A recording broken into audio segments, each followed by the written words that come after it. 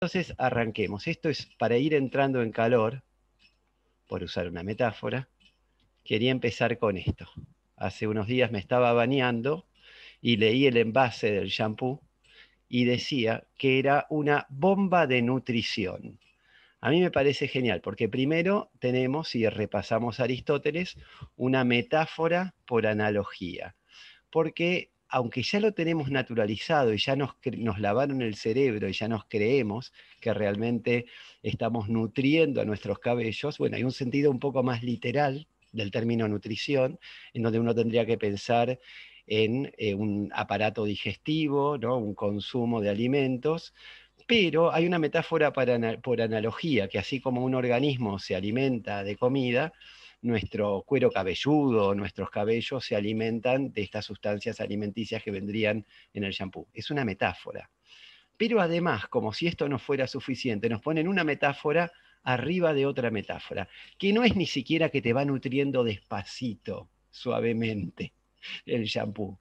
Te nutre con una explosión, ¿no? Tan efectivo es los shampoos que fabrica el señor Sedal que te nutren de un bombazo. Aquí me parece que va más de la mano del símil, de la imagen, ¿no? Nos imaginamos esos nutrientes explotando en nuestra cabeza. Bueno, tomen cualquier envase de cualquier producto que ustedes pueden encontrar en la góndola del supermercado y van a encontrar un montón de metáforas de este tipo. En esta misma foto que hay acá hay otras que van a ver. Eh, y el otro día también, al pasar nada más para entrar en calor, cuando terminaba una clase de yoga, la profesora dijo, sellamos la clase y capitalizamos los frutos de nuestra práctica. Dijo literalmente esa oración, que también no me voy a detener a analizarla, pero me gustaba el contraste porque estaba una eh, imagen que tiene que ver con la naturaleza, ¿no? Los frutos, la cosecha, como un ciclo natural que habíamos cumplido al terminar la práctica, pero al mismo tiempo ganamos, la capitalizamos. Hay una metáfora económica también. Esto con Lake of Johnson vamos a empezar a ver el tema de qué campo conceptual proviene cada metáfora. Así que esto nada más se los dejo es como entrada, como appetizer. Y vamos a empezar entonces con el trabajo de este señor, de Roman Jakobson, un lingüista muy importante, eh, digamos, entre los lingüistas más importantes del siglo XX, a la par de un Ferdinand de Saussure o un Noam Chomsky, realmente una obra muy influyente que abarca muchos campos dentro de la lingüística, con una vida muy interesante también. Él nace en Moscú, en el seno de una familia judía, a fin del siglo XIX todavía. Eh, es al principio un entusiasta de la revolución bolchevique, se interesa en la lingüística de muy joven, tiene un talento natural para aprender lenguas, pero después se desencanta con la revolución rusa, huye primero a lo que en ese momento era Checoslovaquia, se doctora en Praga, empieza a publicar, digamos, es un especialista en lenguas eslavas en general, entonces empieza a publicar ensayos sobre poesía checa. Al mismo tiempo, ya hacia el final de la década del 30, cuando asciende el nazismo en Europa, él se escapa y termina yendo a Estados Unidos, primero a Nueva York y luego al área de Cambridge, donde está Harvard y el MIT, y es donde termina desarrollando su carrera en Estados Unidos. Donde de hecho la vez que viene voy a tratar de contarles una anécdota muy interesante porque Jacobson tuvo un contacto bastante interesante con George Lakoff, el que les vengo haciendo propaganda que habla de la metáfora, cuando Lakoff era un estudiante de 20 años y Jacobson dio un seminario en el cual Lakoff participó y hubo una interacción muy interesante entre ellos. Bueno, es una figura también muy influyente en un montón de campos. Influyó, por ejemplo, en el estructuralismo, en la antropología de Lévi-Strauss, en el psicoanálisis, en el campo de la cultura general, en el análisis literario. Bueno, murió en Estados Unidos, una cosa que me llamó la atención, pero no tengo más datos que esto, es que se convirtió al cristianismo, a la escuela ortodoxa rusa, no se dice escuela, pero a la iglesia ortodoxa rusa poco tiempo antes de morir. Así que eso me quedó como una incógnita de por qué habrá tomado esa decisión. Bueno, recordemos entonces que cuando pensábamos a la metáfora desde el punto de vista de Aristóteles, en términos generales la metáfora tenía que ver con esta sustitución, con este reemplazo, con usar una palabra o un término novedoso allí donde otro era el esperable. Y entonces, otros recursos que ni siquiera tenían algunos de ellos nombre en la época de Aristóteles. Aristóteles sí habla de ironía y sí habla de hipérbole, pero no habla de metonimia, no habla de sinécdoque y no habla de muchísimos otros tropos. Pero, en todo caso, sea que él los mencione o no los mencione, lo que decíamos es, para él son todos metáforas. Metonimia, sinécdoque, hipérbole, ironía. ¿Por qué son todos metáforas? Porque todos implican esta sustitución, de que allí donde esperábamos decir el ejemplo más fácil, ¿no? Lo que veníamos diciendo, allí donde esperábamos que alguien diga ómnibus, dijo vehículo. Y esto ya implica un juego de sustitución, y en ese sentido un juego metafórico. Y Aristóteles, cuando está hablando de la metáfora, lo ubica cercana a otros fenómenos, como el de la analogía o el del símil, solamente que en la analogía y en el símil, ¿se acuerdan? La analogía de 4 o el símil simplemente una relación de imagen de 2, la comparación es explícita y en la metáfora queda más como este acertijo a descifrar. Esto como para recordar y para poder comparar. Fíjense sobre todo esto, que la metonimia aparece como un tipo de metáfora en Aristóteles. No tiene nombre, pero por el solo hecho de ser esta sustitución de un término por otro, es un tipo de metáfora para Aristóteles. Después, nosotros de esto no hemos hablado, pero durante toda la Edad Media, en realidad empieza en la antigüedad con Cicerón y con Quintiliano, y luego se desarrolla con la escolástica, todo el desarrollo de los tropos, de la teoría de las figuras del estilo, en particular las figuras que operan con nuestro pensamiento, con nuestras ideas. La metáfora aparece como uno más, a la par de otros tropos posibles. Es decir, la metáfora no es ya más la que engloba a los otros, sino que es un recurso específico que puede ser distinguido de la alegoría, de la hipérbole, de la metonimia, de la sinécdoque y otros recursos como la antonomasia, la hipálaje, la ironía, ¿sí? La metáfora es uno más. Bien. ¿Qué nos va a decir Jacobson? Que es una tercera visión. No es ni la metáfora gobernándolo todo, ni la metáfora como un tropos más. Es que hay dos ejes que gobiernan los sistemas semióticos en general. Y estos dos ejes fundamentales del lenguaje de los sistemas semióticos son la metáfora y la metonimia. Algo breve, voy a avanzar y después vuelvo a retroceder con esto. Quería darles algunos ejemplos de metonimia, como de metáfora ya hemos hablado bastante, para que nos ubiquemos de qué estamos hablando. La idea es que la metonimia nombra a, a una entidad por medio de un aspecto de esta entidad, a una entidad o a un proceso por medio de un aspecto. Entonces, si yo digo que a alguien lo pusieron tras las rejas, ¿sí? Para Vijay le digo behind the bars, ¿eh? Tras las rejas. Es una metonimia, ¿por qué? Porque estar dentro de la acción de estar presos hay un aspecto que es estar detrás de las rejas. Entonces yo uso este aspecto de estar detrás de las rejas para nombrar el todo, que es estar preso. Del mismo modo, si yo digo la Casa Rosada emitió un comunicado, o la Casa Blanca, o no sé, en Chile supongo que es el Palacio de la Moneda, creo, o en México también es el Palacio, bueno, o si dijeran el Zócalo, no sé si se dice así. Pero fíjense que en lugar de decir el presidente o el gobierno de la Argentina, digo la Casa Rosada. Es una metonimia. ¿Por qué? Porque estoy nombrando un aspecto de la presidencia, y es que la presidencia actúa en el espacio físico de la Casa Rosada. Entonces, en lugar de decir, en Argentina, en lugar de decir que el gobierno o que el presidente emite un comunicado, decimos la Casa Rosada. Eso es una metonimia. Alguien puede decir, por ejemplo, en un equipo de ventas de una empresa que está un poco no haciendo su trabajo con toda la energía necesaria, que hace falta sangre nueva en ese equipo. En realidad están diciendo que hacen falta nuevos vendedores o vendedores jóvenes. Y un aspecto, entonces, de estos vendedores jóvenes es que tienen sangre.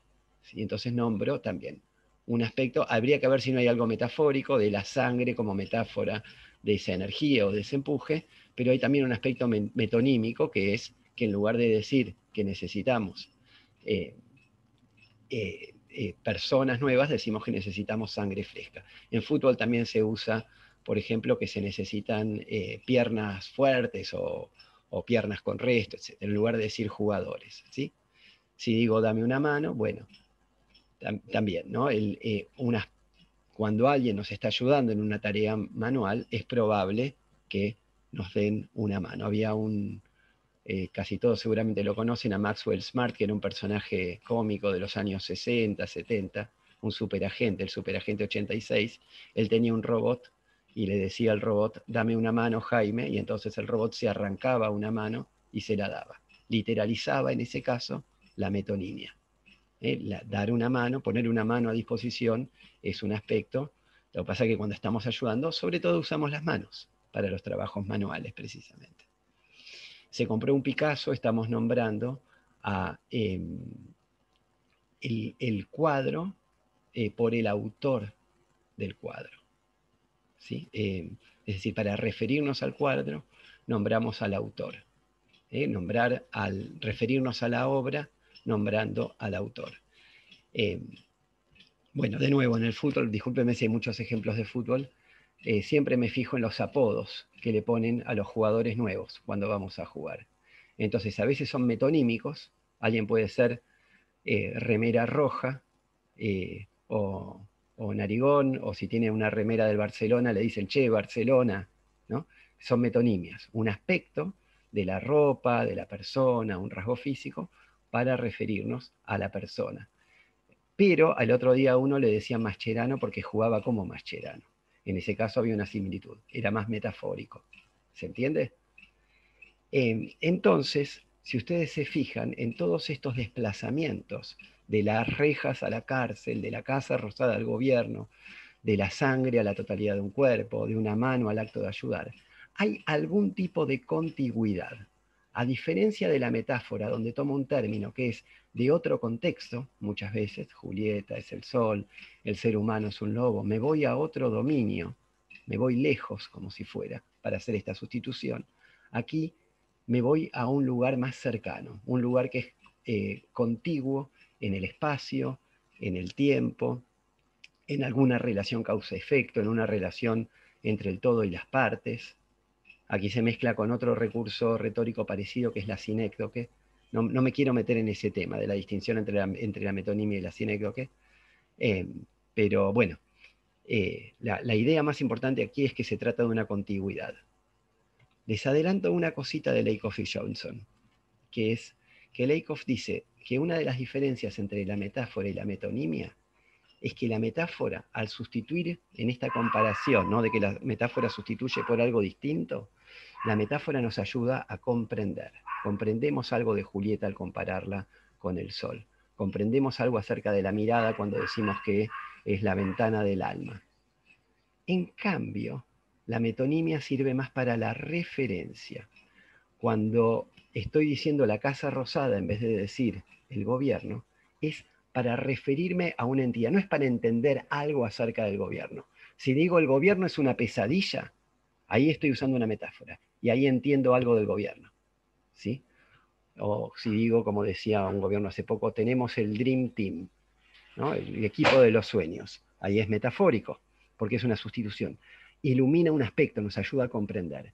La metonimia en general no nos ilumina nada. Si a alguien le dicen remera roja o le dicen Barcelona porque tiene una remera de Barcelona, no entiendo algo nuevo sobre esa persona, pero sí me ayuda a identificarla.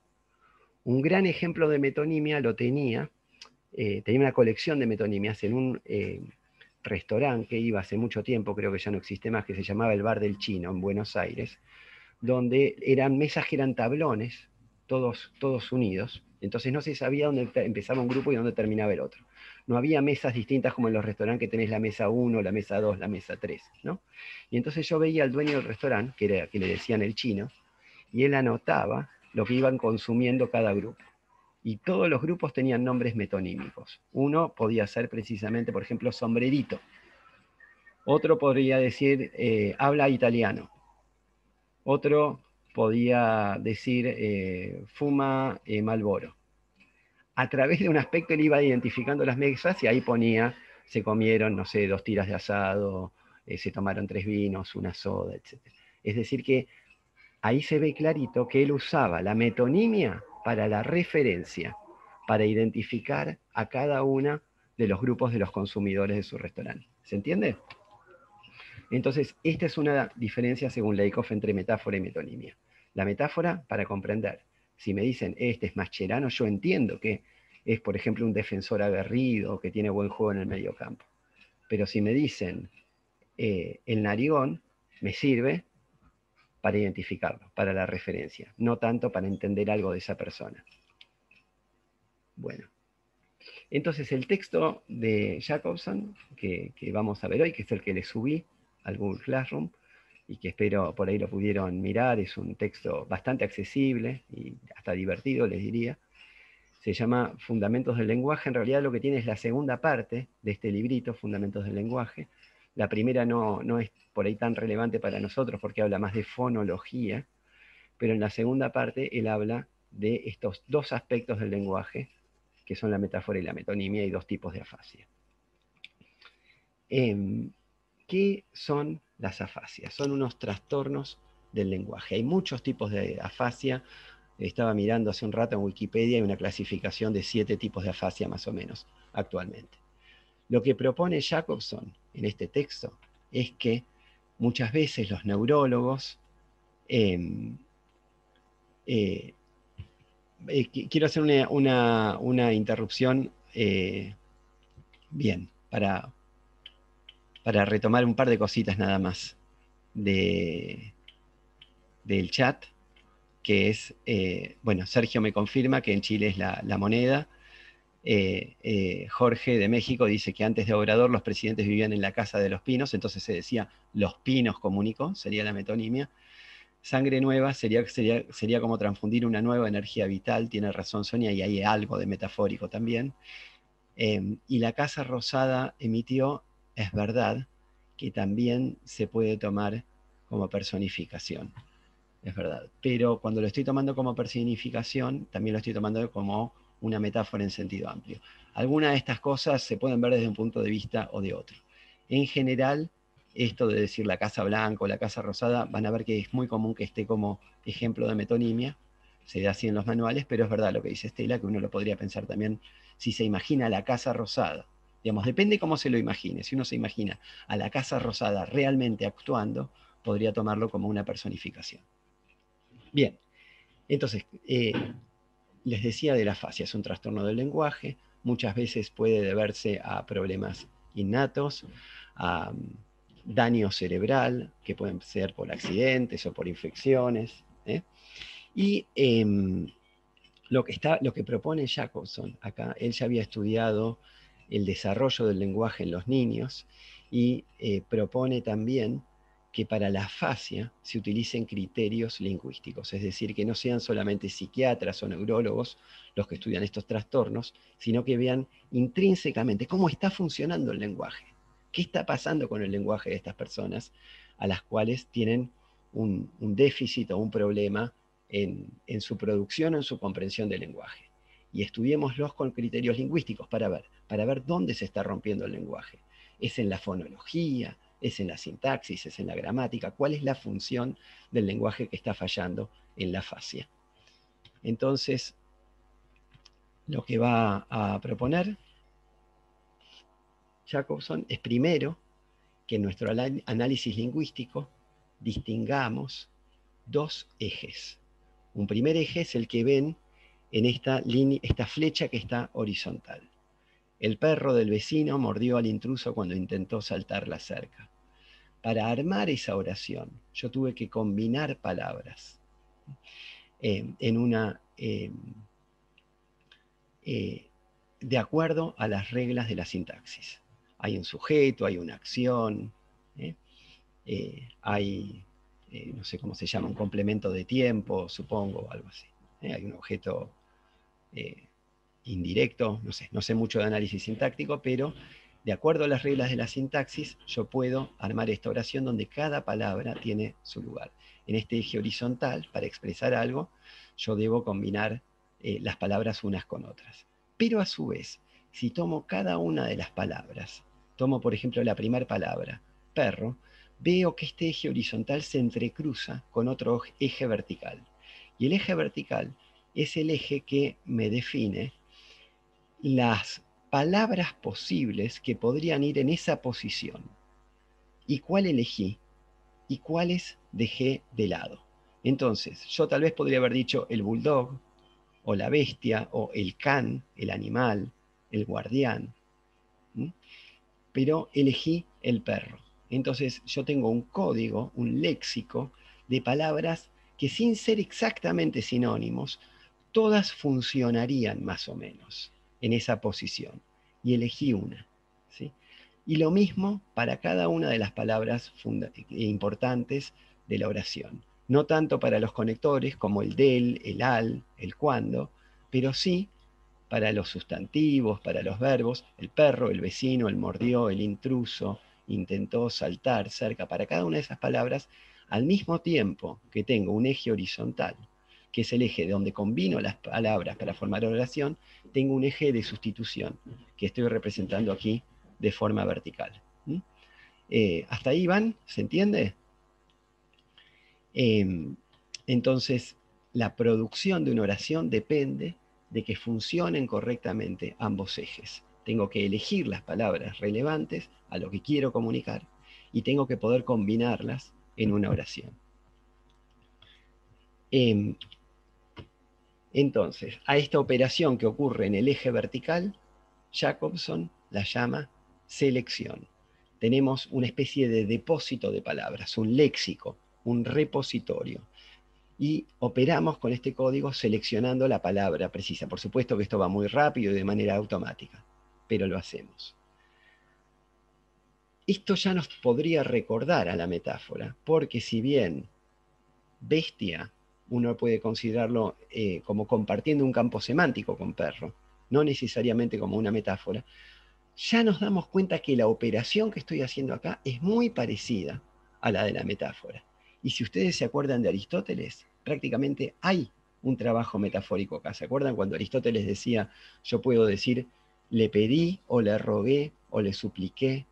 Y hay en esta capacidad de sustituir una palabra por otra, puedo lograr un efecto retórico, por ejemplo, yéndome a una palabra más rara o novedosa, o bueno, hay otros autores que también trabajan como según la palabra, por ejemplo, no vamos a trabajar con ellos, pero hay unos autores franceses que se llaman Oswald Ducrot y Anscombre, que trabajan con esto, como depende la palabra que elijo en este eje vertical, es el efecto argumentativo que consigo.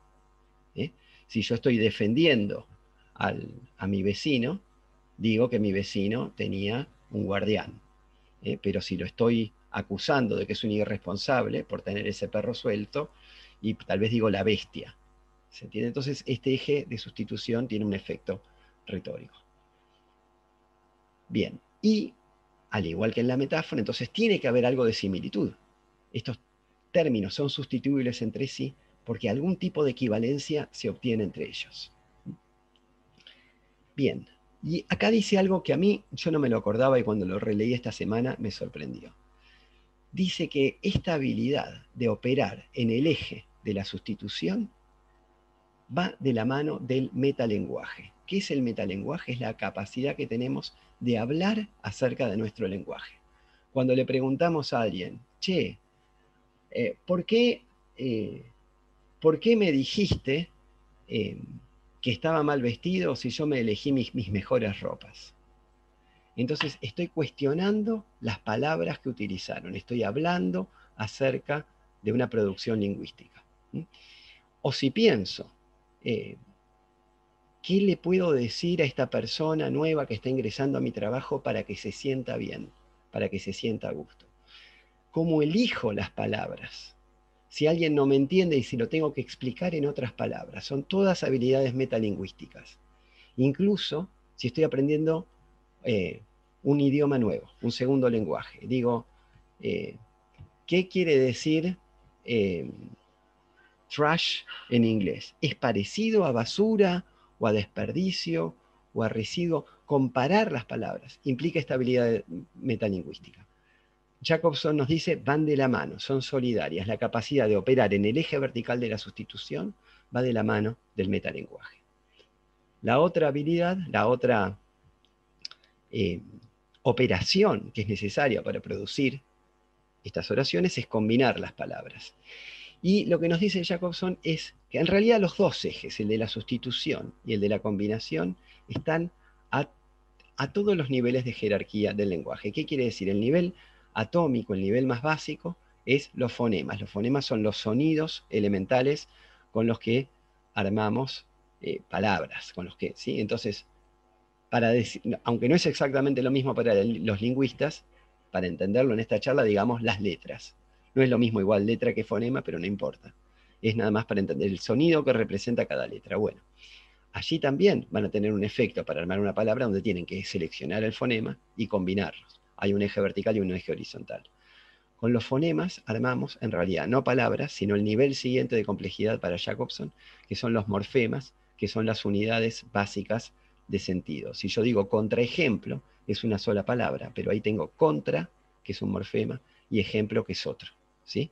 Entonces, y a su vez, puedo tener una raíz, y la raíz tiene declinaciones, no importa. A su vez, después de los morfemas vienen las palabras, y hasta las frases. Con las frases también tengo los dos niveles, ¿sí?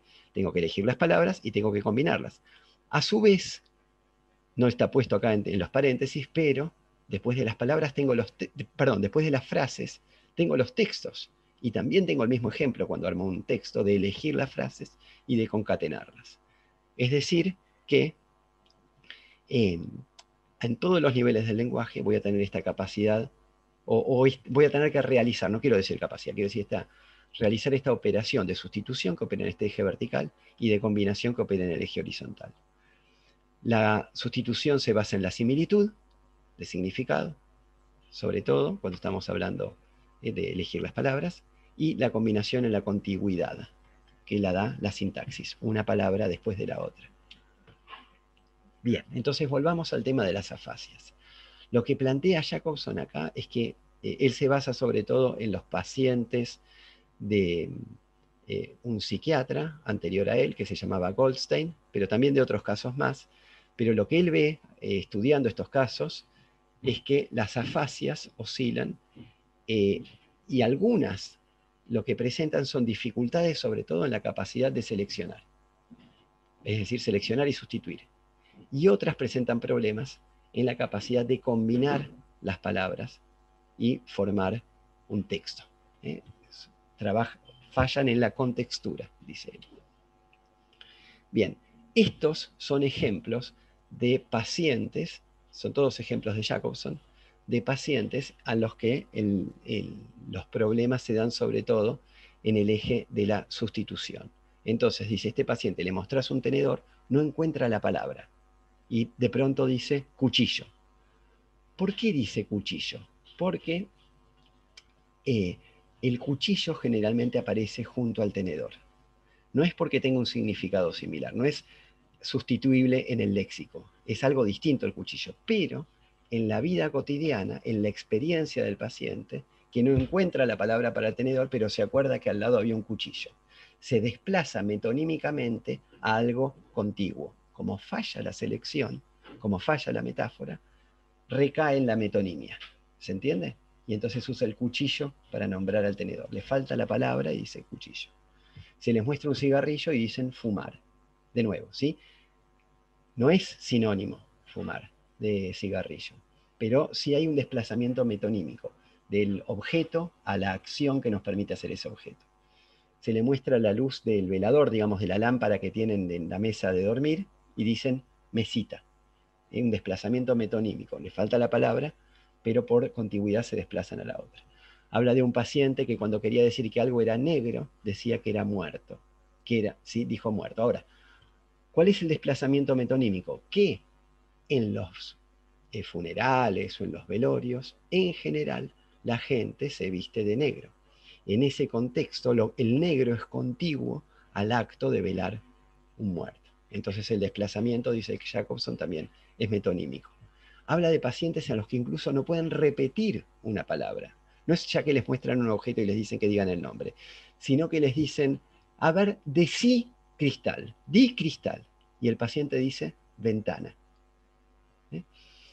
Di Dios. Y el paciente repite, en vez de Dios, cielo. Entonces, fíjense de nuevo que no son sustituciones metafóricas, sino que operan por contigüidad. Al fallar la sustitución, se basa en la metonimia. Entonces, ¿qué pueden hacer estos pacientes? Pueden contestar o completar frases cuando el contexto los está ayudando. Es decir, que si uno les dice, ¿cómo están las cosas por tu casa? Tal vez te responden, todo bien. Mandale saludos a tu familia, también mandales a la tuya. Pueden responder al contexto. Pierden, como decíamos antes, la capacidad de hablar en otro idioma porque no pueden hacer esta operación metalingüística de pensar equivalencias entre las palabras.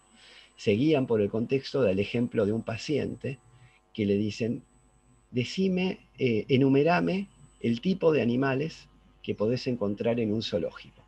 Y el paciente puede realizar esta acción, pero va nombrando a los animales en el orden que él los vio cuando visitó al zoológico. Es decir, que los animales que aparecieron contiguos en su experiencia se basan en esa contigüidad para enumerarlos. Se pierde el metalenguaje, se les dificulta hablar sobre lo que significan las palabras. Dice que las palabras que sobreviven en este tipo de afasia son las que dependen de otras palabras de la misma frase. Como decíamos recién, si decíamos, por ejemplo, una conjunción, y, o sino, los pronombres, esto, bastante, mucho, las preposiciones, contra, debajo, todas estas palabras que hacen de vínculo entre otras palabras, es decir, que funcionan en el contexto, funcionan en la contigüidad con otras palabras. Estas sobreviven. Las relaciones de concordancia, de número, de género, todo esto los ayuda a mantener la estructura de la oración. Pero a veces, dice Jacobson, no pueden arrancar la oración. ¿Por qué? Porque para arrancar la oración tengo que empezar por el sujeto. Y para empezar por el sujeto, tengo que empezar nombrando algo. Y esa muchas veces, esa entidad que estoy nombrando, es como la base en la que se apoya toda la oración. Y esto es lo que no pueden hacer. Y bueno, pierden la capacidad metafórica del lenguaje. Entonces este sería un primer tipo de afasia que él analiza. El segundo tipo de afasia es lo que él llama la afasia de contextura. Es decir, los pacientes empiezan a hablar con un estilo que él dice que es telegráfico. Es un estilo a lo Tarzán. Hablan con pocas palabras, no pueden generar oraciones de acuerdo a las reglas gramaticales. Su lenguaje se vuelve agramatical, se pierden las reglas sintácticas, hacen oraciones breves, oraciones estereotipadas. Tienen la metáfora, les mostrás el cuchillo y te pueden decir la palabra cuchillo. Les pedís que digan sinónimos de una palabra y te lo pueden decir. Pero lo que no pueden hacer es construir una oración donde hay una relación de contigüidad entre las palabras, de acuerdo a las reglas gramaticales. Aquí es al revés, lo primero que se pierde es lo que se conservaba en las otras afasias. Lo que se pierde son las conjunciones, las preposiciones, los pronombres. Son muchas veces te responden con una sola palabra. ¿Sí? La palabra es precisa, pero desaparece la gramaticalidad. Bien. Entonces,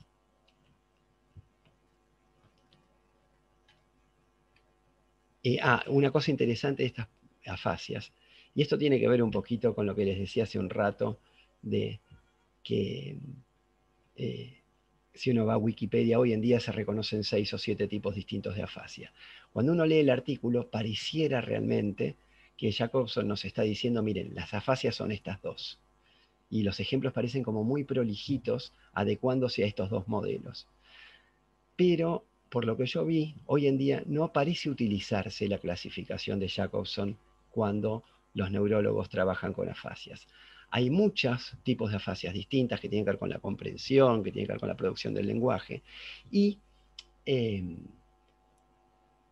además, por ejemplo, en este caso, en las afasias de contigüidad, se pierden otras cosas. Se pierde, por ejemplo, la capacidad motora. A veces el paciente no puede ni pronunciar las palabras. No son los cuadros tan puros y tan claros y tan nítidos como los presenta en su artículo. Pero, de todos modos, es un artículo muy influyente porque, sobre todo, creo, desde el punto de vista lingüístico, captó esta tensión entre la sustitución y la concatenación. Entonces, esto creo que les puede servir para sistematizar y para pensar cuando están leyendo. Son estos pares de palabras que él las pone en oposición. Y no quieren decir lo mismo. ¿Sí? Los renglones, digamos, no son sinónimos, de nuevo, pero cumplen un rol similar. Vamos a ver si se vuelve más claro. Primero sabemos que hay una operación del lenguaje que es la sustitución y otra es la combinación, el eje vertical y el eje horizontal. Eso creo que quedó claro. Que la sustitución opera por semejanza en el significado de las palabras. Y la combinación opera por esta contigüidad entre las palabras que está definida sobre todo por la gramática. Que la semejanza opera contra el código, contra ese fondo, ese conocimiento del diccionario, digamos, que tenemos en nuestra mente. El léxico, el corpus de palabras donde tenemos los sinónimos. En cambio, la operación de concatenación se basa en el contexto y en las reglas gramaticales.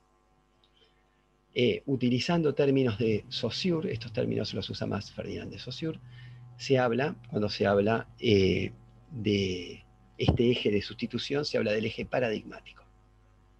Y cuando se habla de la construcción de la oración, se habla del eje sintagmático. Que en este eje vertical de sustitución, la figura retórica que operaría es la metáfora. Y en el eje de la contigüidad, la figura retórica que opera es la de la metonimia. Que la sustitución implica la capacidad de utilizar metalenguaje para poder pensar qué palabra equivale a otra, y la capacidad de combinación implica la sintaxis. Después dice, al final, que la sustitución, es decir, la metáfora, sobre todo, es realzada en los análisis literarios de la poesía. En la poesía hay un centramiento más fuerte en la metáfora, mientras que la prosa parece ser más metonímica, deslizarse gramaticalmente de un significado al siguiente. ¿Sí? Y lo último que está acá es una cuestión muy interesante para los que les interesa el psicoanálisis. Ahí es una nota al pie en el artículo donde Jacobson dice: ¿vieron el libro de Freud sobre la interpretación de los sueños? Freud dice que en el simbolismo de los sueños hay dos operaciones que funcionan. Una es la de condensar distintos elementos en algo que aparece en el sueño. Después vamos a ver ejemplos. Y otra es la de desplazar de una entidad a otra. Esto dice Freud. Entonces, acá Jacobson lo va a complicar un poquito más, ahora lo vamos a ver, pero básicamente la sustitución él la relaciona con el simbolismo en general.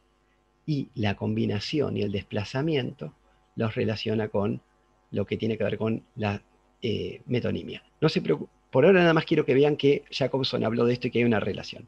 En 2 minutos lo vamos a aclarar un poquito más. Sé que ahí quedó confuso. Bueno, entonces, la tesis del artículo es esta estructura bipolar, que él lo plantea como una estructura bipolar del lenguaje, que por lo tanto nos permite entender mejor a las afasias, pero como decíamos recién, habría que ver si hoy en día esto vale realmente como herramienta para clasificar nítidamente las afasias, pero de todos modos es una herramienta para pensarlas. Él ve también estos dos ejes en el desarrollo del lenguaje en los niños en la lingüística comparada, es decir, en la comparación entre lenguas, como que hay lenguas que pueden ser más fuertes en el eje de la sustitución y otras en el eje de la combinación. Lo utiliza también como herramienta de crítica literaria y artística a los movimientos culturales. A ver, dice, por ejemplo, no sé, el expresionismo o el surrealismo se basan más en la metáfora o en la metonimia, se basan más en la sustitución o en la combinación y el encadenamiento. No solamente para la literatura, lo aplica al análisis del cine, al análisis de la pintura, al análisis de cualquier producción semiótica, cualquier cosa que tenga algún valor simbólico, cualquier tipo de símbolo se puede analizar en estos dos ejes. Y como decíamos recién, incluso para las formaciones del inconsciente freudiana. No solo para los sueños, sino también para los síntomas, para los chistes, para cualquier producción del inconsciente, según Freud, uno podría analizarlo en estos dos ejes, según Jacobson. Bien, les pido perdón a los que no les interese el psicoanálisis, vamos a ir rapidito en esta parte, pero bueno, el famoso psicoanalista francés, Jacques Lacan, basándose en Jacobson, dice que la metáfora opera, o mejor dicho, que el mecanismo que Freud denominó condensación es una figura retórica del inconsciente, es una metáfora, y que el mecanismo que Freud denominó desplazamiento es una metonimia. Lacan generalmente es oscuro en el sentido de que no es una persona que aclare si él no está de acuerdo con Jacobson o si es que él lee a Jacobson de manera distinta o si se confundió en su lectura de Jacobson. Lo cierto es que cuando uno va al texto de Jacobson, Jacobson no relaciona metáfora con condensación y metonimia con desplazamiento, sino que relaciona la metonimia con el desplazamiento, a la sinécdoque, que es la parte por el todo, con la condensación, y a la metáfora con el simbolismo en general, con la capacidad de los sueños y de las formaciones del inconsciente de sustituir una cosa por otra. Otro tema que yo tengo que ya está en Jacobson y que también más fuertemente en el psicoanálisis lacaniano aparece, que no me parece mal, no es una crítica, pero tenemos que estar atentos, que cuando nos están hablando de metonimia, para hablar de la contigüidad gramatical, de la contigüidad en una oración, que es lo que hace Jacobson, no es la misma metonimia de la que se habla cuando hablan los retóricos. ¿Sí? Cuando yo digo, por ejemplo, el ejemplo de manual de la metonimia es 10 cabezas de ganado para hablar de 10 vacas. ¿Sí? Allí se trata, el desplazamiento ocurre sobre el referente, la cabeza de la vaca por la totalidad del animal. ¿Sí? En cambio, en Jacobson y en Lacan se utiliza la metonimia para hablar de la contigüidad entre las palabras, de cómo una palabra remite o se desliza a otra en el lenguaje. ¿Sí? No sé si me llegan a entender la diferencia. Lacan lo hace explícito esto. Él toma la metonimia cuando dicen, por ejemplo, esto está en un texto, el que está acá en el PowerPoint, la instancia de la letra en el inconsciente o la razón desde Freud. Es el texto en el que él introduce esto de metáfora y metonimia, y entonces él dice, cuando me dicen que hay 20 velas en el horizonte, ¿qué quiere decir eso? Es una metonimia, quiere decir que había 20 barcos, ¿no? Ahora, dice Lacan, los barcos en general no tienen una sola vela, por ahí había 60 velas, ¿se entiende? Entonces, ¿qué dice Lacan? Acá la metonimia no está operando sobre la realidad, no está operando sobre el referente, está operando con las convenciones arbitrarias del lenguaje. Es desde el punto de vista lingüístico que 20 velas se transforman en 20 barcos. Entonces esto, de que le hace operar la metonimia más en el campo de la relación entre significantes, entre palabras, y no de propiedades del referente.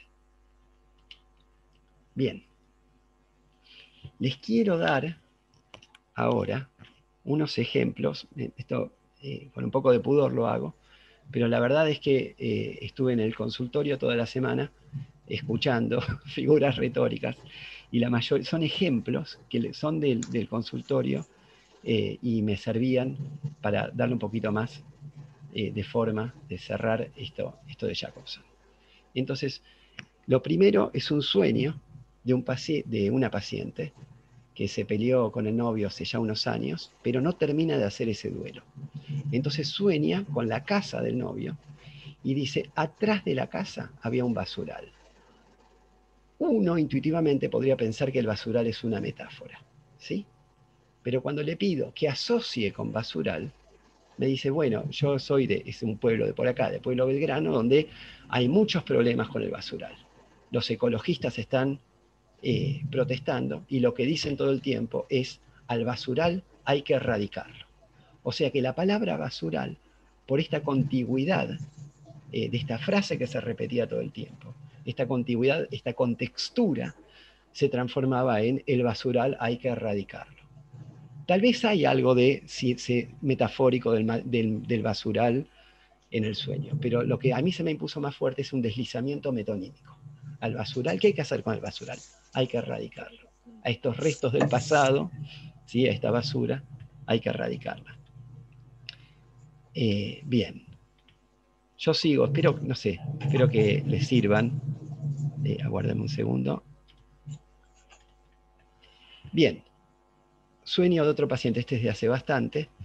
El paciente es un médico de mediana edad y es maratonista. Corre carreras. Y entonces tiene un sueño donde él se estaba entrenando para una carrera en ese momento, y tiene un sueño donde le está corriendo, es un sueño bastante típico, que se le empiezan a interponer obstáculos. Se le cruza un niño, se le cruza un vendedor de helados, alguien le pide la entrada. Bueno, entonces era una carrera en la que él no podía avanzar porque había muchos obstáculos, un sueño de angustia. Hasta que en la mitad de la carrera, más o menos, le aparece una mujer de pelo corto de unos 55 años. Me dice, y lo primero que me llama la atención es por qué 55 años. Pero yo sabía por qué. Y yo le pregunto, ¿qué edad tenía tu mamá cuando se suicidó? Tenía 55 años. ¿Cómo era el pelo de tu mamá? Te usaba el pelo cortecito carré, cortito. Entonces acá no había una sustitución metafórica muy elaborada. Era la madre parada en la mitad de la carrera impidiendo que avance. Hay todo un texto en el sueño que es como todo el sueño alegórico, está en la carrera de la vida o en la carrera de la profesión, una sustitución simbólica. Es como una alegoría, como quien dice la alegoría de la caverna, ¿no? Todo un relato donde un elemento se puede reemplazar por otro. Pero, en particular, la aparición de esta mujer era más del orden de la metonimia, o si quieren de la sinécdoque, en este sentido, de que no había algo rebuscado de sustitución, y aparecía un aspecto de ella, los 55 años, el pelo corto, que referían a la madre. ¿Se entiende? Este ejemplo, si se aburren me dicen, este ejemplo es de ayer, es fresquito. Una paciente ayer, una paciente que está con viendo algunas cuestiones de su sexualidad, dice que sueña con una casa que tenía de todo. La casa tenía cancha de tenis, cancha de fútbol, piscina para nadar, pista de patinaje, pero dice, yo nunca la pude disfrutar.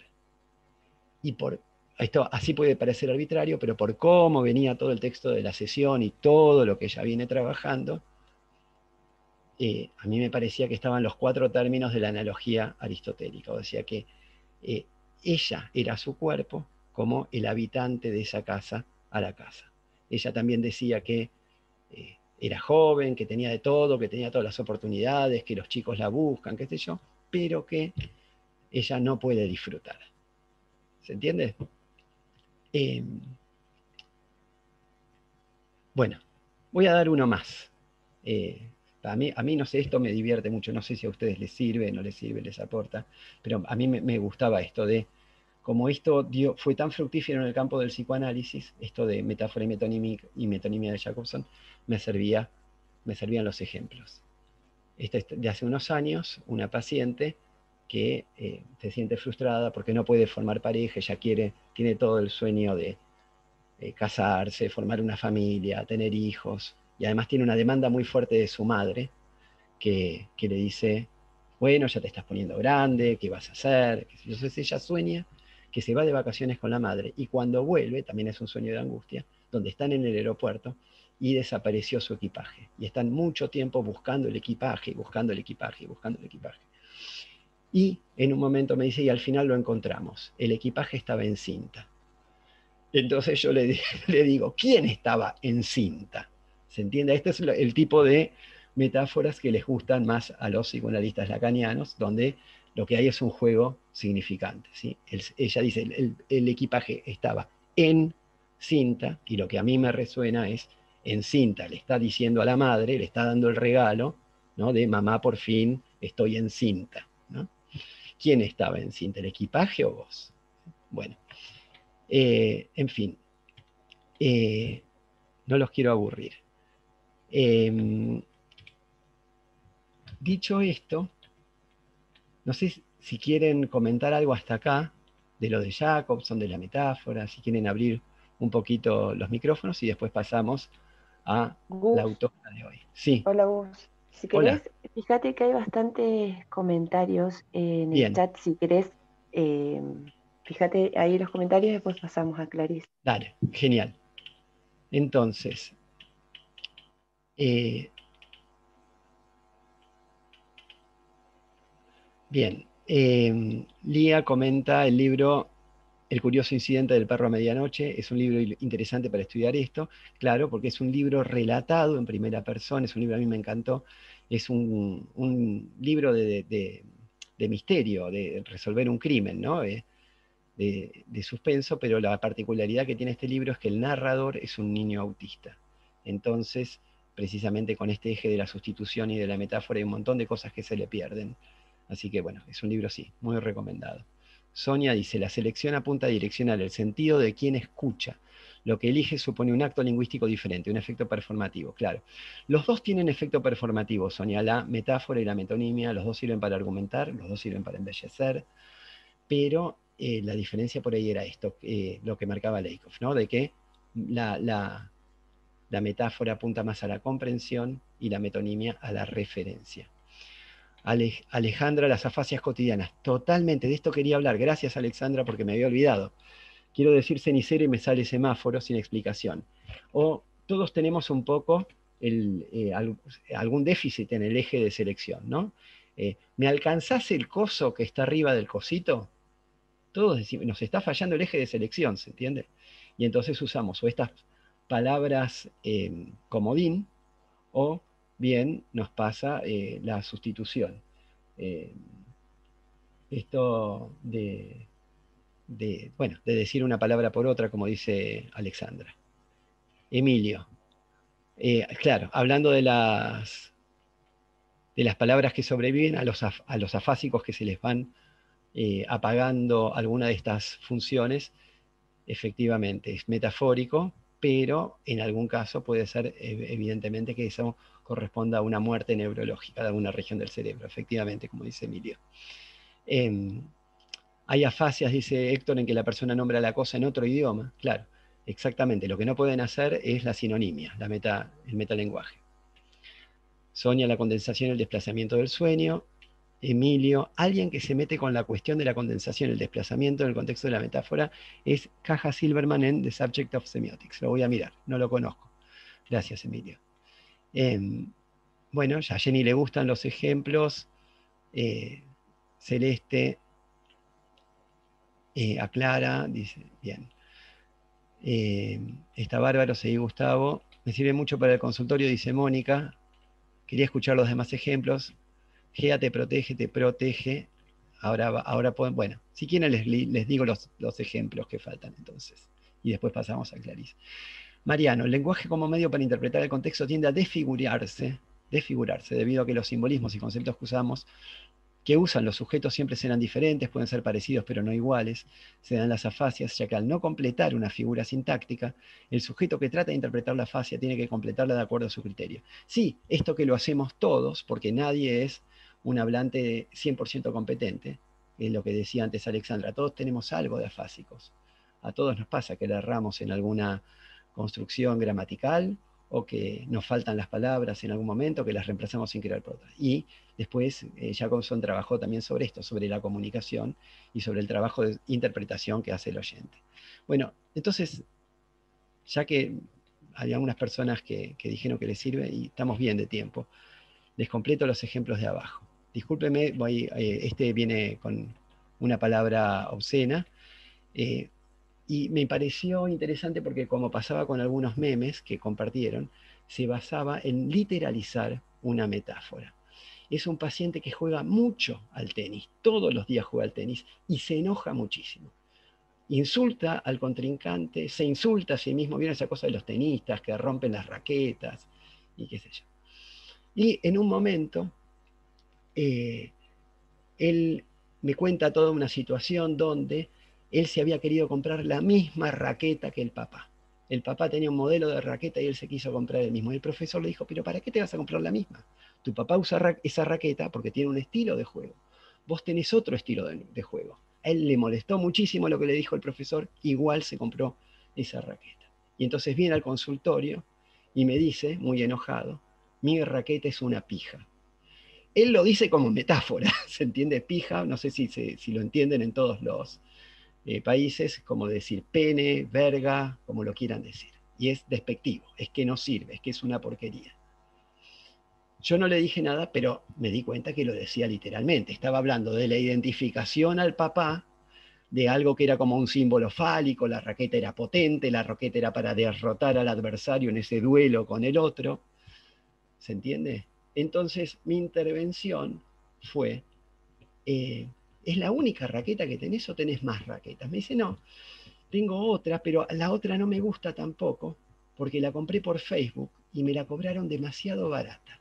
Para mí que debe ser robada. Está mal esa raqueta, pero es de buena calidad, sí es buena. Le digo, bueno, vendé las dos raquetas, le dije. Vendé la raqueta de tu papá y vendé la raqueta que te compraste por Facebook y comprate una que te guste a vos. Y en este caso tuvo un efecto muy fuerte. Me hizo caso a esa prescripción. Eh, entonces, fíjense que yo no le dije explícitamente, la raqueta significa o representa el pene. ¿Sí? Pero claramente se trataba de que él encuentre su atributo fálico con el que se sentía confiado y le cambió hasta el estilo de jugar al tenis. No es que esto pasa todos los días en el consultorio, tampoco quiero dar esta impresión, no son tan fáciles las cosas, en el contexto de un trabajo que es largo y que es arduo, no es mágico. Pero en este caso, es como volver a la circulación. La raqueta, diría un lacaniano, es un significante, y ese significante tenía que circular, tenía que ser intercambiado por otro, él tenía que encontrar el propio. El ejemplo de GEA te protege está cambiado para proteger, todos estos tienen algún detallecito cambiado por las dudas, por la cuestión de la confidencialidad de los pacientes, pero es un eslogan que es de una persona una chica que siempre sintió que la madre no le daba nada y sobre todo que la madre la descuidó mucho en la vida. Y esta chica en un momento decide lanzar una línea de productos naturales, ecológicos para el cuidado de la piel. Y le pone un nombre, no es exactamente GEA, pero es tipo GEA, referida a la madre tierra. ¿Sí? Y tiene un eslogan del tipo GEA te protege. Entonces, yo digo que es una catacresis porque es como que ella creó una metáfora para un significado que no existía. Una entidad, una marca, un nombre que te puede cuidar, que te puede proteger, que es natural, que es algo femenino, que vos lo armás en tu casa, que tiene algo, bueno, que es para cuidarte, para cuidar tu piel. Ella reconstruía ahí, Lacan esto lo llamaría un síntome, reconstruía a través de esta creación, de esta nueva marca, algo que ella sentía que había fallado en la función materna, en el rol que había cumplido su madre. Y el último, que también es muy bueno, es muy bueno, no, perdón, eso fue un lapsus, literalmente, es muy nuevo. Pero es una paciente que es de esta semana también, que hablando de cómo todo se le hace difícil en la vida, en un momento me dice que a ella la mamá le contó que la mamá rompió bolsa y después de que rompió bolsa tardó 48 horas en dar a luz. Y que entonces el trabajo de parto fue terrible, fue doloroso, la madre estuvo en agonía, se tuvo que esforzar mucho, y ella me contaba, ya esto se da en el contexto también del trabajo de terapia, que ella ahora empezó, digamos, ella siempre sintió que su vida había sido un parto seco. Se entiende que cada vez que se tenía que enfrentar a una situación, a ir a la facultad, a desarrollar un grupo de amigos, qué sé yo, todo se hacía con mucho, mucho esfuerzo, nada le salía fácil. Esta metáfora, digamos, lo que empieza a pasar es que ella empieza a averiguar que esto del parto seco en realidad no existe. Que cuando habla con los ginecólogos, ahora es como un mito que había antes, que las mujeres hablaban de parto seco, pero que en realidad, aunque se rompa la bolsa, sigue habiendo líquido amniótico durante muchas horas y el cuerpo sigue produciendo la humedad necesaria para que ese parto pueda seguir. Y que los médicos además están atentos, así el parto se complica. O sea que seguramente había algo del mito, digamos, de un relato que le contaba así la madre y que ella podía empezar a pensar su vida también con otras metáforas que no sean la del parto seco, que no estaba determinada y obligada a que su vida sea un parto seco. Bueno, de nuevo, no quiero dar, me gustaron, digamos, los ejemplos sobre todo porque me parecía que servían para ilustrar estos dos polos de la metáfora de la metonimia, aunque la mayoría son metafóricos. Pero no quería dejar esto, quería aclarar esto, que la clínica después siempre es más sucia y es más complicada, ¿no? Las cosas no son así tan claritas como los ejemplos, son ilustrativos nada más. Así que bueno, ahí estamos, creo, con los comentarios y con los ejemplos. A ver, ahí. Vende la raqueta de tu papá. Qué impresionante, ahora tengo miedo de volver a mi psicoanalista en post-pandemia. Bien, perfecto.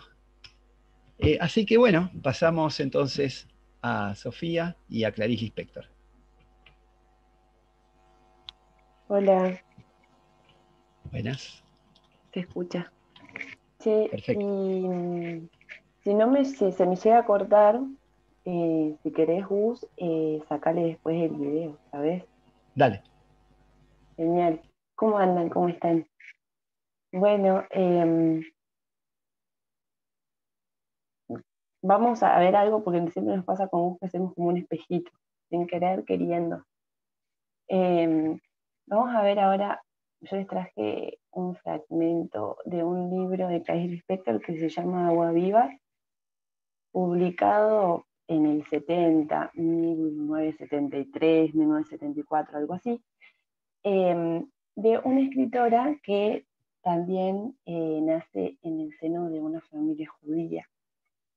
Es re difícil para mí siempre presentar autores que me gustan un montón, porque a veces no quiero caer mucho en los datos autobiográficos, digamos, pero les quería contar que, bueno, Clarice Lispector es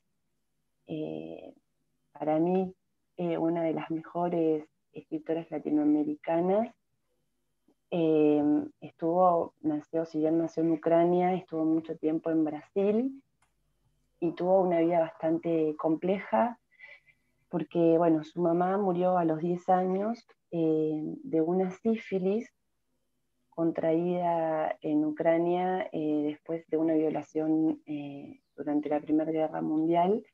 Y eso a ella la marcó muchísimo porque había también como una creencia de que los embarazos curaban la sífilis, justo que veníamos en estas mitologías o estas de la vida y del parto. Bueno, esto ella la marca muchísimo. Es una escritora que siempre se esforzó por parecer una mujer, digamos, convencional o normal. Tuvo 2 hijos, estudió Derecho, se casó bien, escribió artículos periodísticos de moda, de cocina, etc. Pero sus libros tienen una profundidad y una poesía que es maravillosa, es muy compleja, Clarice. Entra, creo, en esto que por ahí hablábamos del eje sintáctico, sintagmático, digamos, en esto que es como una continuidad, ¿no? La prosa como de Clarice como que no se detiene nunca.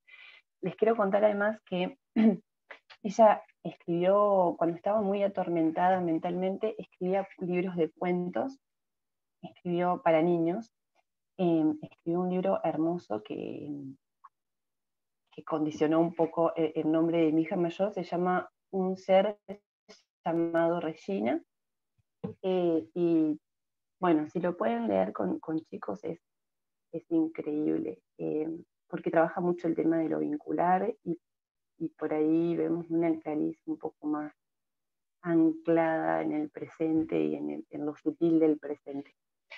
Tiene muchos libros, está La manzana en lo oscuro, La pasión según GH, La hora de la estrella, Un aprendizaje o el libro de los placeres, Cerca del corazón salvaje, Las palabras, es fue muy prolífera. Y también les cuento que es como muy complejo entrar a su prosa, porque los libros como que tienen un argumento muy desdibujado. Cuando digo que tiene un argumento desdibujado es que pasan como muy poquitas cosas a nivel historia y pasa como mucho a nivel pensamiento de cada uno de los personajes.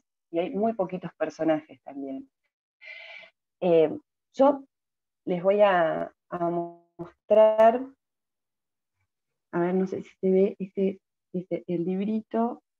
Los libritos de Clarice Lispector generalmente están editados por Cuenco de Plata. Hay algunos también, por ejemplo, este que es de Corregidor, y hay unos muy lindos que a mí me gustan, que son más como compendio de editorial Ciruela. Yo pensaba que por ahí nos podíamos quedar con ese cuadrito que armó Gus sobre la teoría de Jacobson, como para que lo empecemos a pensar juntos lo que vamos a leer, porque de verdad, por ahí en la poesía de la prosa se nos pierde por ahí el significado o el significante, y está bueno que podamos anclarnos por ahí en algo. ¿Se acuerdan que Gus armó un cuadrito que decía que la teoría de Jacobson era como bipolar? Por un lado teníamos la sustitución, la semejanza, el código, el paradigma, el metalenguaje, la poesía, y esto queda como simbolismo. Y por otro lado tenemos como en el eje la combinación, la contigüidad, el contexto, el sintagma, la metonimia, la sintaxis prosa y la condensación, ¿no? Si quieren, leamos y pensemos en estos términos, pensemos en términos de combinación, de contigüidad, de contexto, de sintagma, de metonimia, de sintaxis y de prosa, porque también les quiero decir que en el caminito que hicimos estuvimos viendo poesía, pero ahora estamos frente a prosa poética, pero prosa, ¿sí? Así que yo elegí un fragmento, no lo encontramos en la web, así que subimos unas fotitos, espero que las puedan ver bien, como para que puedan seguir la lectura. El problema es que en la ventana de mi cuarto hay un problema en la cortina, no corre y por lo tanto no cierra. Entonces la luna llena entra toda y viene a fosforecer de silencios el cuarto. Es horrible. Ahora las tinieblas se han disipado. Nací. Pausa. Maravilloso escándalo, nazco. Estoy con los ojos cerrados. Soy pura inconsciencia. Ya cortaron el cordón umbilical. Estoy suelta en el universo. No pienso, pero siento el it. Con los ojos cerrados busco ciegamente el pecho. Quiero leche gorda. Nadie me enseñó a querer, pero yo quiero. Me quedo cerrada con los ojos abiertos mirando el techo. Por dentro es la oscuridad. Un yo que pulsa ya se forma. Hay girasoles, hay trigo alto. Yo es. Escucho el sonido hueco del tiempo. Es el mundo formándose sordamente. Si lo escucho es porque existe antes de la formación del tiempo. Mi conciencia es leve y ahora es aire. El aire no tiene lugar ni época. El aire es lo que es el no lugar a donde todo va a existir. Lo que estoy escribiendo es música del aire, la formación del mundo. Poco a poco se acerca lo que va a ser. Lo que va a ser ya es. El futuro está hacia el frente y hacia atrás, hacia los lados. El futuro es lo que siempre existió y lo que siempre existirá. Incluso cuando sea abolido el tiempo. Lo que estoy escribiéndote no es para ser leído, es para que sea. La trompeta de los ángeles hace eco en el tiempo.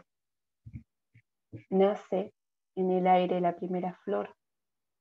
Se forma el suelo, que es tierra. El resto es aire y el resto es lento fuego en perpetua mutuación. La palabra perpetua no existe porque no existe el tiempo, pero existe el retumbe. Mi existencia comienza a existir. Comienza entonces el tiempo. Se me ocurre de repente que no es necesario tener un orden para vivir. No hay un patrón a seguir y no hay un patrón propio. Nazco. Todavía no estoy lista para hablar de él o de ella. Demuestro aquello. Aquello es ley universal. Nacimiento y muerte. Nacimiento, muerte. Nacimiento y como una respiración del mundo. Bueno, fíjense que a mí me gusta mucho este fragmento porque es un fluir, ¿no? Pareciera como que nada está encajado, está forzado. Es un fluir ahí como en la línea del pensamiento, ¿no? Pero fíjense también que hay como una combinación, una continuidad. Sí, escribe en portugués. Hay como una continuidad. Yo marqué acá algunas cositas, miren. El primer problema, la ventana, ¿no? Entonces de la ventana se desliza la cortina.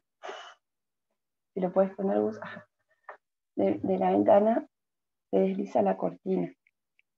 Y pasa otra cosa, ¿no?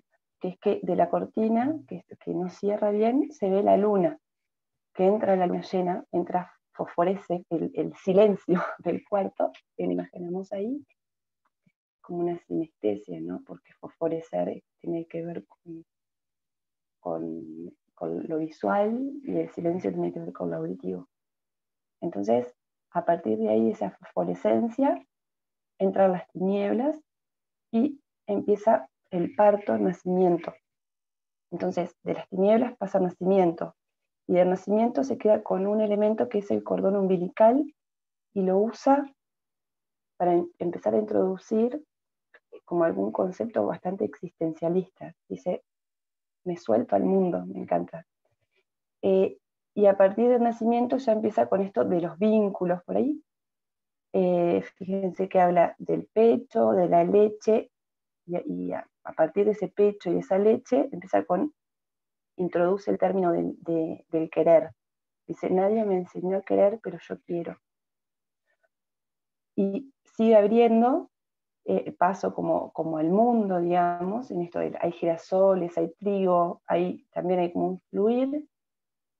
Fíjense que como que se desliza, quiero decir, porque dice, por dentro de la oscuridad, un yo que pulsa ya se forma, hay girasoles, hay trigo alto, yo es, ¿no? Como en una comunión, si se quiere, con la naturaleza, sin conocer la naturaleza. Y se escucha un sonido, y entonces empieza de vuelta el deslizamiento.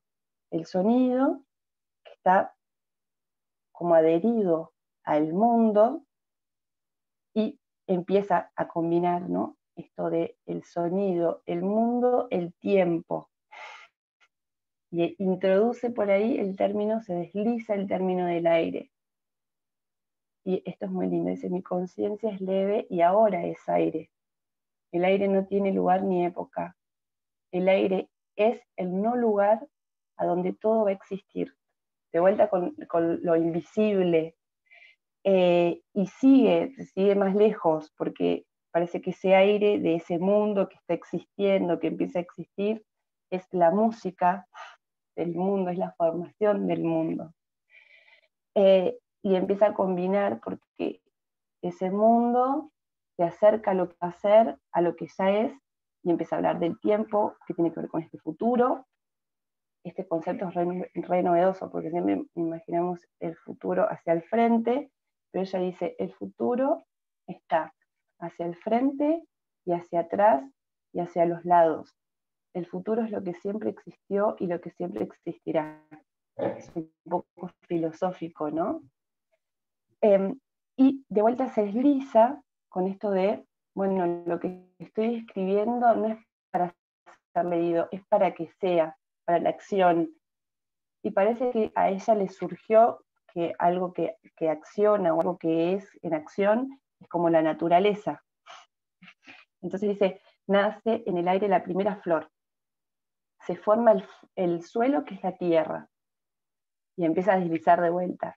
El resto es aire y el resto es el lento fuego en perpetua mutación. Y parece que el fuego le despertó, o nos despierta también esto que es mutación, y empieza a indagar sobre la palabra perpetua, y sobre la palabra tiempo, y sobre el existir. Y me adelanto un poquito porque esta parte es maravillosa, porque ella cierra de alguna manera diciendo, bueno, todavía no estoy lista para nominar, para hablar de él o de ella, pero sí puedo hablar o puedo demostrar aquello, eso que sucede allá, ahí, ante los ojos. ¿Y qué es lo que sucede frente a los ojos? Es la ley universal, dice. Nacimiento y muerte, nacimiento, muerte, nacimiento, y me sacaste acá el nacimiento, muerte, nacimiento, como una respiración del mundo. Y usa el símil. Entonces, pareciera que todo este deslizamiento que hace desde la sintaxis, y si se la ponen a mirar la sintaxis está perfecta, son oraciones muy, muy cortas, donde se va recuperando lo que se dijo en la oración anterior. Si nos ponemos a fijar, en realidad todo este fluir o esta combinación que ella hace de palabras, tiene que ver justamente como con una tesis, ¿no? La tesis sería como que el mundo tiene un movimiento propio, que es como una respiración. La respiración del mundo es la vida y la muerte. Bueno, por eso yo quería que nos quedemos acá, porque fíjense la combinación que hace ella de palabras que tienen una contigüidad, no desde lo parecido. Digo, no sé, las tinieblas a ella le sugieren que después de las tinieblas viene el nacimiento, y en el nacimiento viene el cordón umbilical, y después el pecho la lleva la leche, y la leche la lleva el querer, y el querer la lleva a tratar de insertarse en el mundo. En esa contigüidad, en ese fluir, donde no hay una selección paradigmática, ¿sí? Y por último, esto que decía Gus de la condensación, me parece que acá queda como muy ejemplificado, ¿no? Que la metonimia por ahí lo que hace, o en este fluir, lo que hace es reforzar por ahí una idea, condensar una idea. En este caso, como yo les decía,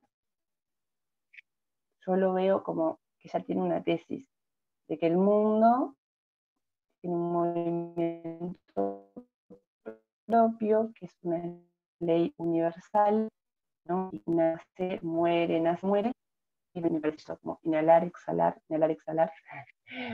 como si fuera una respiración del mundo. Bueno, El libro es maravilloso, si tienen ganas de leerlo, a mí me parece una buena entrada para Clarice Lispector. Es un libro que desde la forma pareciera una carta de una personaje femenina que le escribe a una persona que amó, y se llama Agua Viva. Yo lo voy a tirar ahora porque en realidad para el personaje la palabra es algo, es eso que va mutando, que va encadenando, que va fluyendo y que uno como que no puede detener. Todo lo que es gracias a la palabra, una cosa así. Entonces ella como que desarrolla ahí y indaga mucho en el fluir de la conciencia, bueno, la relación que tiene, ¿no? con las palabras. Abrimos si quieren, comentamos si alguien anotó algo, si a alguien le quedó resonando algo, retumbando algo.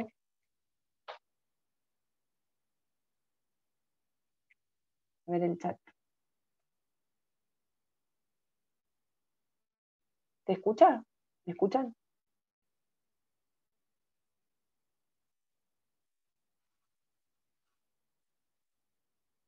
¿Alguien tiene ganas de hablar, de compartir?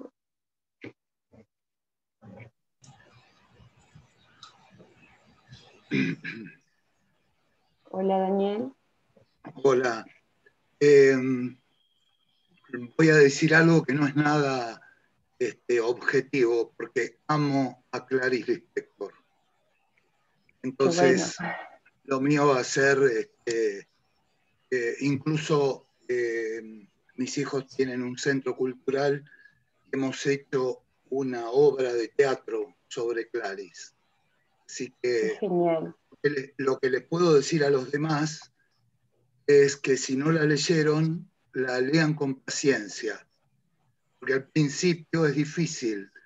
Yo La Pasión según GH creo que la empecé a leer 10 veces, pero cuando uno entra en el ritmo de ella, en sus códigos y demás, es formidable. Realmente van a disfrutar de una autora extraordinaria. Y si puedo, como mi fanatismo, tengo frases acá en el escritorio de ella, si quieren puedo compartir una, Claro si que sí. corresponde. Corresponde. La forma de caballo representa lo mejor del ser humano. Tengo un caballo dentro de mí que raramente se expresa, pero cuando veo a otro caballo, entonces el mío se expresa. Su forma habla. Bien. Sabes que cuando estábamos preparando con Gus, a mí me cuesta muchísimo decir, bueno, leo este fragmento solamente de Clarice. Estaba muy, muy indecisa y teníamos uno también de los caballos que estaba ahí como preseleccionado. Uno entra al universo de Clarice para no salir nunca más.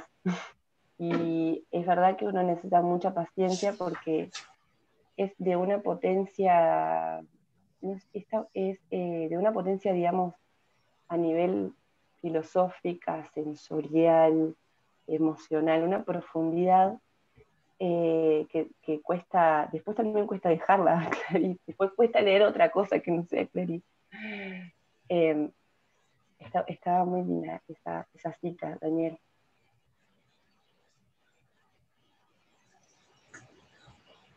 ¿Por ahí querés leer un poquito del chat, Sofi?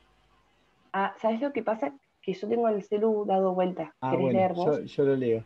Dale. Bueno, a ver, bueno, Valeria dice, hermoso. Alexandra dice, me hace acordar a la cosmogonía mapuche. Dice que el futuro está atrás nuestro porque no lo podemos ver. Eh, Esto de que tiene algo cosmogónico, ¿no? Supongo, del origen del universo, pero con algunas cosas de nuestra cultura invertidas en esta presentación de Clarice. Héctor piensa a la luna, esa luna que entra por la habitación como metáfora del embarazo. Puede ser, ¿no? Porque ahí está gestándose todo. Y Sonia Una dice luna el llena, cuarto, aparte. la Una luna luna llena, llena. claro. El cuarto sustituye a la palabra vientre, en este caso. Bueno, ahí estarían Exacto. viendo metáforas, están viendo Hay sustituciones tanto metáforas. Héctor como Sonia. Pareciera que hace una operación entre la combinación y la semejanza. Es como la respiración, existencia-tiempo. Héctor dice, inspiramos para entrar al mundo y expiramos para salir del mismo. Cuando uno muere, Excelente, me expira. encanta. Claro. Sí. Le da más fuerza eso a la metáfora de la respiración como para esta oscilación de vida y muerte. Luis, desde Japón, nos dice, siento que lo físico y lo emocional supongo se combinan o se mezclan en este poema. En este libro es muy fuerte. Morgan Jenkins dice, estuvo increíble el poema, Ileana buenísimo. Josefina es muy poética en su prosa, el lenguaje como gestación y creación de sí misma y del mundo, ¿no? Así como que se hace por la palabra. Jenny dice, me pareció interesante esta preocupación por la experiencia y pues para mí esta cuestión de preguntarse uno me deja como la preocupación. Elsa dice, es pacíficamente potente. Y bueno, Sandra le agradece a Daniel por la lectura y por su opinión sobre Clarice. Sí, yo lo que quería destacar, que por eso creo que la elegimos, es que, digamos, la dificultad por ahí de entrar en un texto como Agua Viva es eso, es que tiene como la fluidez del agua en cuanto va encadenando, ¿no? O va trabajando y va deslizándose de significado en significado, y al mismo tiempo estos significados, digamos, tienen metáforas, uno puede encontrarlo, pero lo más complejo es que ella avanza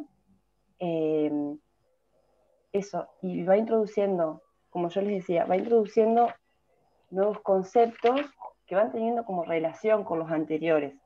Ventana, cortina, luna, silencio. Tinieblas, nacimiento, cordón umbilical, y ahí empezamos pecho, leche, querer, abrir. Y va como abriendo más para después como dar un remate a eso. Digo, todo lo visual, lo sensorial, todos los elementos que va agregando no caen en el absurdo, ¿no? Sino que tienen un sentido dentro de lo que ella va argumentando o de lo que va explicando, que generalmente son los personajes, pero en el fondo es la voz de la autora, digamos, es una ideología de la autora. ¿Puedo decir algo, Gus? Sí, Lía, puedes hablar. Bueno, sí. Hola, Sofi, ¿cómo te va? Hola, no te había saludado todavía. Bueno, a ver, yo fui anotando algunas cosas y la verdad que me gustaría compartirlas con ustedes, aunque no sé si está muy bien todo esto.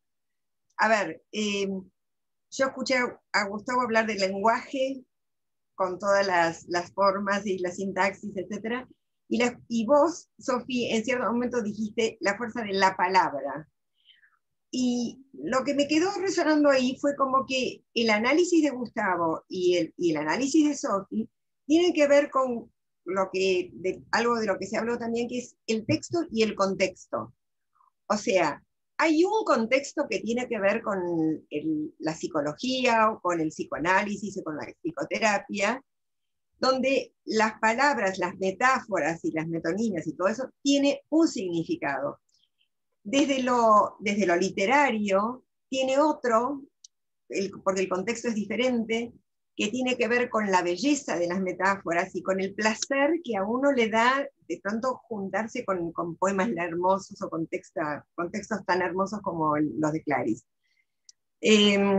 Y bueno, para mí es súper importante todo el tema del contexto, porque es lo que le da el significado también a las, me parece, por lo menos en lo que yo trabajo.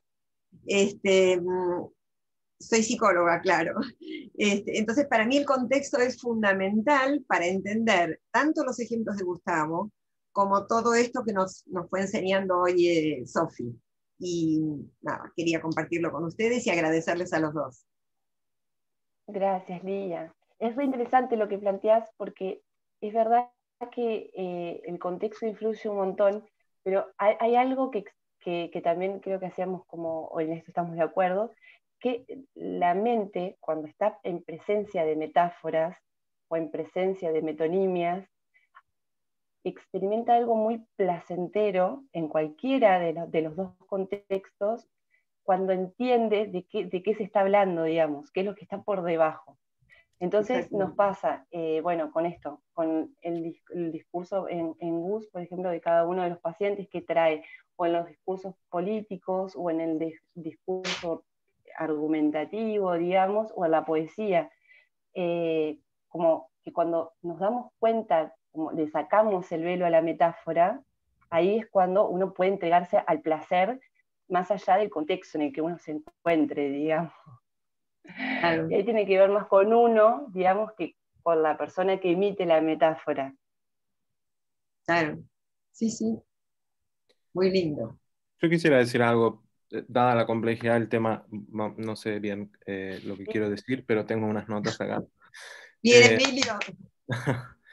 No, me interesó, hay como una provocación, me parece, ¿no? Entre la primera parte del curso y la segunda, que es como que al principio pensamos el lenguaje, el sistema de relaciones que implica el lenguaje, y después leemos un texto como que provoca un montón eso. Por un lado, con la idea del nacimiento, que parece como una relación casual, ¿no? Como las cosas nacen y por eso son, pero por otro lado juega mucho con esta cuestión del tiempo como algo que no funciona casi, ¿no? Como esta idea de nacer sin un patrón. Al principio anoté que primero dice nací y después dice nazco, ¿no? Y pareciera que entonces genera una contradicción. Normalmente, pensando, ¿no?, en escribir de izquierda a derecha, primero diría nací, nazco, y después, bueno, ya pasó, podría decir nací, pero ella hace lo contrario. Y me hace pensar un poco en esto que después repite cuando dice, no escribo esto para ser leído, sino para que sea. Que es como casi como una inmanencia pura, ¿no? De que no es por otra razón, sino por lo que es. Como eso. Tenés el micrófono muteado, Sofía. Perdón, toqué el otro. Tal cual, sí. Pareciera acá también que se alterna, como que se alterna el orden, porque también, ¿no?, en este muerte-nacimiento, bueno, yo nazco y muero, digamos, pero el orden del mundo no se rige por mi tiempo, que es el del nacimiento y la muerte, sino que se rige por otros nacimientos y otras muertes anteriores, algunos nacimientos y otras muertes posteriores. Entonces, a partir de, también, ¿no?, como del uno, de ese uno, eso particular se puede extender a lo universal, o al revés, de experiencia del universo o del tiempo, de esto que es tan infinito, se puede resumir en una persona. Y ahí está la complejidad, me parece, del texto de Clarice. Pero yo me quedo con esta parte que es como la experiencia subjetiva que ella tiene, que es como lo que me gusta del texto. Cuando habla, por ejemplo, de la flor, del suelo, hay unas imágenes bellísimas que tienen que ver con la naturaleza, con el mundo. Fíjense que habla de la vida y la muerte, pero tampoco, o reflexiona sobre el tiempo, reflexiona sobre el aire, esa parte es preciosa, medio nietzscheana, sobre la música del mundo, ¿no?, el aire y demás. Pero lo hace de una manera no tortuosa, o no negativa, o no... Lo hace como, pareciera como natural, como, y eso me gusta mucho también de ella, que nos introduce en un tema muy complejo, pero no nos agobia con ese tema complejo. O con eso que nos angustia naturalmente, a cualquier persona le angustiaría, ¿no?, hablar de su vida, de su muerte, del paso del tiempo, etc. Ella lo introduce como de una manera, como decías vos, inmanente a la humanidad. Sí, intenté seguir, ¿no?, como la serie de sucesos que como que va tejiendo, y también es como muy complejo, ¿no?, intentar, porque primero dicen, ¿no?, como que el aire es previo al tiempo, y después como que nace una flor del aire, pero el escuchar, hay como esta idea del eco, ¿no?, el eco de las trompetas, como que el escuchar es previo al tiempo, como que hay un eco en el tiempo, a pesar de que en realidad, ¿qué es lo previo al tiempo? Es el aire.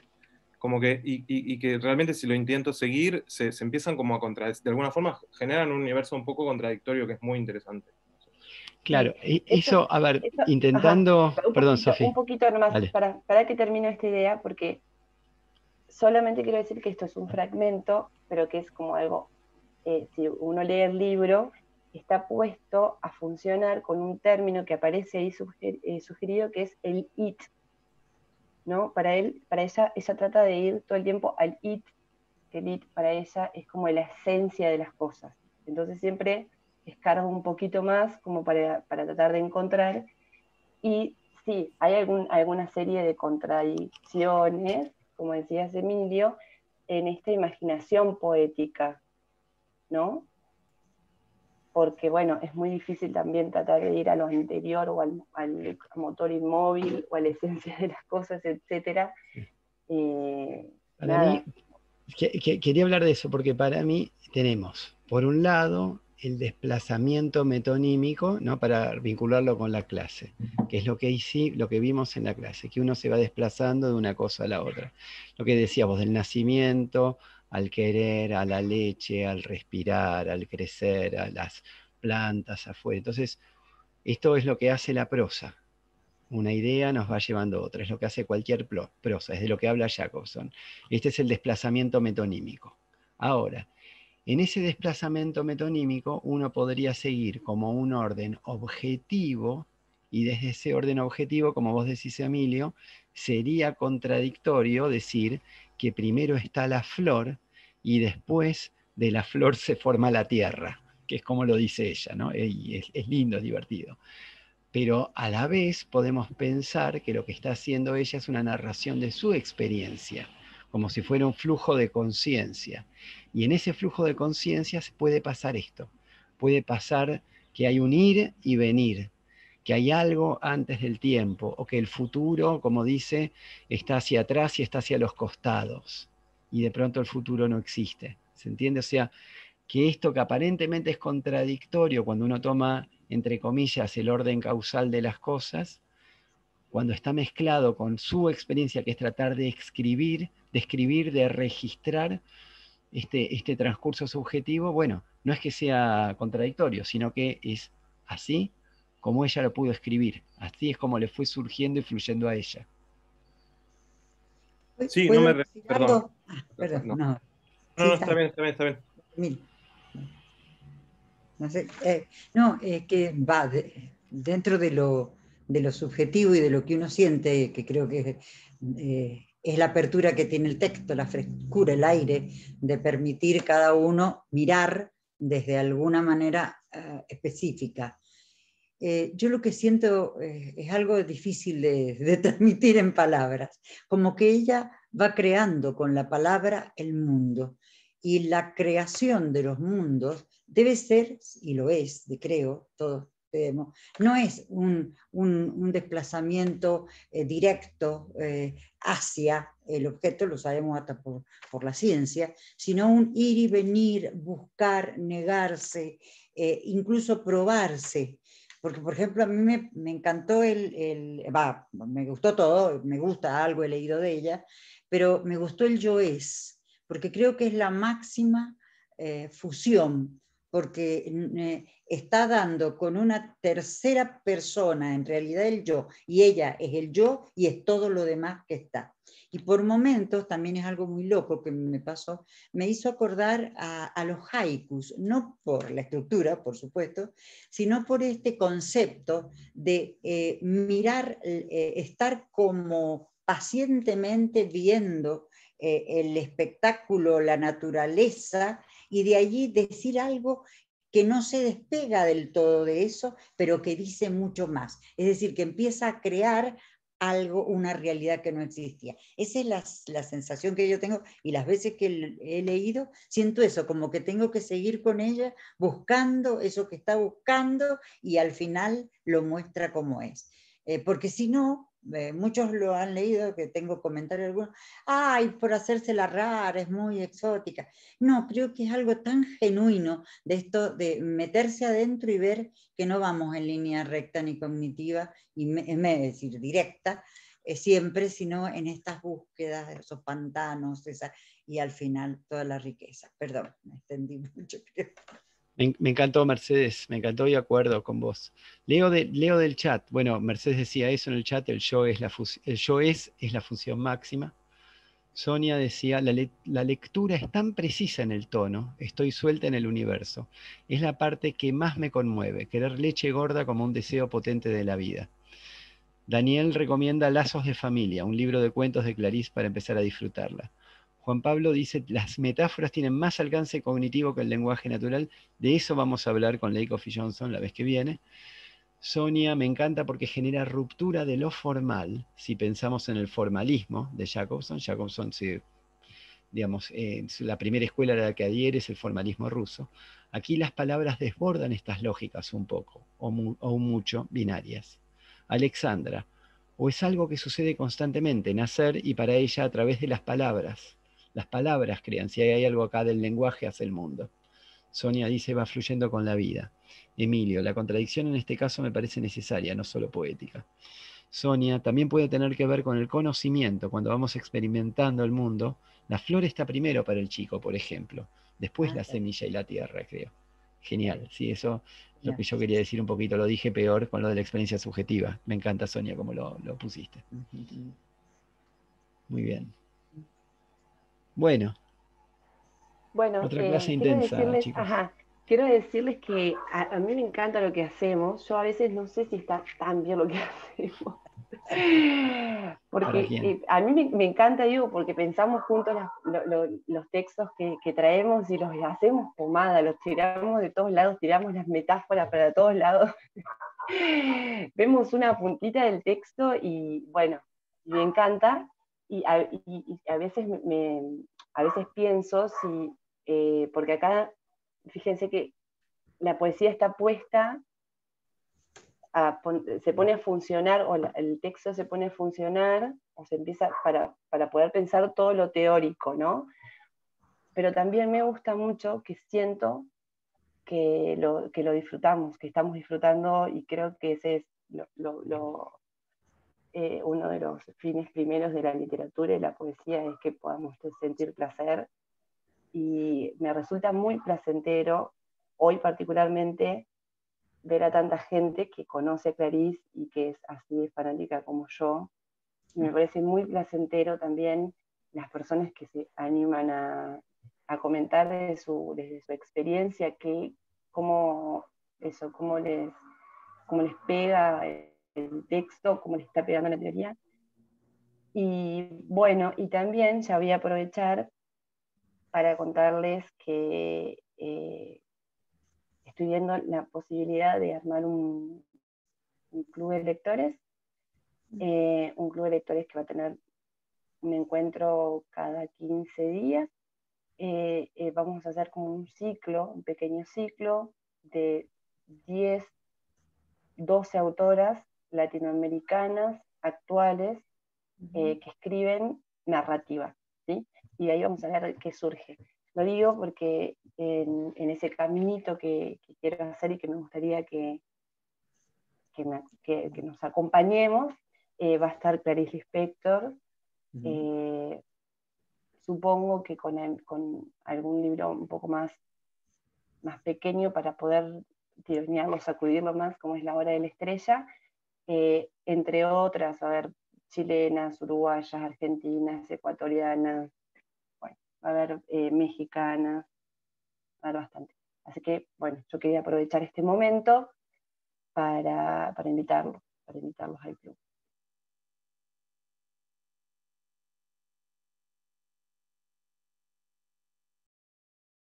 ¿Quién está? Hola. Hola. Gustavo, ¿vos podrías hacer una cosa similar, pero para psicólogos, por favor? Ya lo estamos pensando también. Ya va a haber grupo de lectura de psicología y filosofía. Bueno, me encanta. En ese me apunto yo seguro. Bueno, genial.